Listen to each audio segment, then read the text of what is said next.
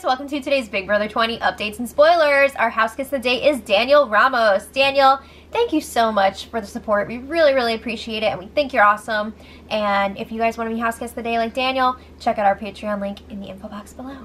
Alright, so last night, just a quick little recap, maybe some clarification here. Scottie the potty mouth was evicted by a vote of 5-0. But what the actual F was that speech? Julie was so disgusted, I thought she was going to call security and get them to drag him off a set. It was wild. So apparently, we did not see this, but he gave everybody the finger, double birds, and the bleep stuff. We now know what he said. So apparently he was like, Julie, I don't know if I'm going to be talking to you tonight because I don't know what's going to happen. Everybody's been dicking around all week. So they bleeped out dicking around, okay? And then he was all like, make the right move, blah, blah, blah. Or everyone can suck it except for Tyler because he's been getting that Hilton head all week. Wow, you're super classy and not bitter at all. Can we just, like, think about the contrast between his two eviction speeches real quick? Last week he was like, or the week before, he was like, I'm sorry, I was immature, blah, blah, blah. And then he cranks it up like 100 times and goes completely immature and just, like, kind of gross. Like, really gross. Like, ew. That's all I'm going to say about it. But anyway, in other news, Casey won the HOH. I have a question. Why was Haleigh so excited?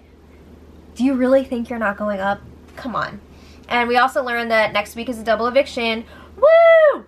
So when the feeds come back on, everybody's talking about Scottie's speech. And I mean, they were talking about it on and off all last night because it was just like, what? So Angela was upset because she's now been personally attacked 2 weeks in a row. Seriously, like, these people are going for the jugular. She says she didn't even realize what Scottie meant until like 10 minutes later, and then they get to the HOH competition and she's just like, ugh. So she was really upset about it. And she's like, what did I do to Scottie? Why would he attack me like that? I've only ever been nice to him. It just doesn't make sense. So everybody's telling her it just reflects badly on Scottie, not her. Don't worry about it. And Scottie's speech also had Brett questioning if Scottie is even a virgin. How else would he be talking like that? Okay, I'm just gonna leave that again. Okay, so then Casey, Angela, and Brett were in the blue bedroom, and it's time to talk game here. It's time to get back down to business. Casey is going to put up Sam and Haleigh. This was already determined last week. Haleigh is the target here, and she's gonna stick with that. So now she's trying to figure out what justification she's gonna give in her nomination speech. So obviously Haleigh put her up on the block twice. But what is she going to say to Sam? So they're brainstorming, and they're like, well, you could say that Sam voted against the house twice, and Sam and Haleigh are the only ones that have a problem with each other. And Angela's like, you know what? Whatever you say, don't worry about it. It's going to be fine. Because earlier, she was already telling Sam that everybody wants Haleigh out. So if they just keep pushing that with Sam, she should feel secure, and it should be okay. And hopefully, she won't have a meltdown. Alright, so then Sam, not long after, was sitting alone on the sky bridge. She's whispering to the cameras, and she's like, you're my favorite thing about the house. She says, I'll stay for you. I'll be happy about you. I'll play for you. What? She says, I've got to want to stay here. I've got to want to be here. And she's pumping herself up. It's just 20 more days. It's not so bad. She can do it. Okay. Maybe it'll be less than 20 days. Who knows? But then Brett and JC were chatting.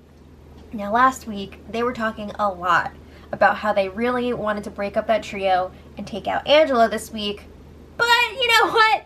They're thinking they're going to put that anti-Angela plan on the back burner for now. They're not even going to talk about it this week because there's no way it's going to happen with Casey as the HOH. And they don't want to get caught talking about that. So they're just going to leave that for now. But they're realizing, like, this is not our best case scenario, but it's also not our worst case. They feel like they're going to be fine this week. Casey's going to take Haleigh out, and as long as Haleigh doesn't win the veto, it's smooth sailing. Okay, so then Haleigh was in the lounge room with Angela and Casey, and Haleigh's like, sorry for freaking out all week. I got paranoid. It was exhausting just to watch I can only imagine being in that house. So then, you know, there was discussion about how messed up the guys' speeches have been the last 2 weeks. Last week was Fessy, this week Scottie. And of course, Haleigh is gonna throw them under the bus hard and be like, weren't my speeches so nice? Oh my God. But Haleigh is saying she's surprised that she got Sam's vote this week. Honestly, I kind of am too. But at the same time, I'm not, because JC and Brett had been talking to Sam because they were considering flipping the vote and getting rid of Haleigh. So, of course, there was going to be more communication with Sam this week, and they want to make sure that she's on their good side. So people were telling her, like, this is what we're doing. So she wasn't in the dark like she was last week. But Angela says that Sam asked her about the vote before the show, and Angela told her, everybody's voting out Scottie, but you can do whatever you want. And Sam's response was, fine. She did not want to vote to keep Haleigh, but she did. So then Haleigh says Sam is freaking out right now. You know, just like every Thursday night. She gets in those moods before nominations. So they're telling Casey, this is what's going to happen. Sam is going to come up to you. She's going to offer to tweeze your eyebrows, shave your face, paint your nails. She's probably going to bring you a freaking princess tray in the morning. And she's going to be like, I'm ready to start playing the game. Don't fall for it. Okay. Haleigh, do you know that you're going up next to her? So then Brett talks to Sam in the have-not room, and he's telling her, no matter what happens here, the house unanimously wants Haleigh out this week. So whoever goes up next to her has to stay calm. So then Sam says, it me? No, she says, it's gonna be me. And Brett says, it could be you, but it could just as easily be me. You know, whoever it is needs to stay calm. I'm just trying to prep you to make sure you know that it's a possibility. So Sam's like, thank you. I appreciate that. Thank you for the friendship. So yeah, Brett is kind of doing the same thing that Angela was doing, making sure that Sam knows she's not the target this week. So then there was a little diary room leak before Casey's HOH room reveal. You could hear the producers telling her, big energy, go out there and say, who wants to see my HOH room? All right, go. So then Casey leaves the DR and she's like, who wants to see my HOH room? But before that, she had to use the bathroom. So once they get up there, she's got her family pictures, she's got her snacks, her bandanas, beer, her music was Chris Brown. And then there was like this special box with her name on it. And it had like snacks and stuff in there, and I think suspenders, and it said, will you be my, what? It was just blank. Will you be my blank? So, hold that thought. She reads her letter from her brother, which was really, really sweet, and he asked her to be the best man or woman in his wedding. Oh, so of course she said yes, of course. It was very emotional, very sweet. Okay.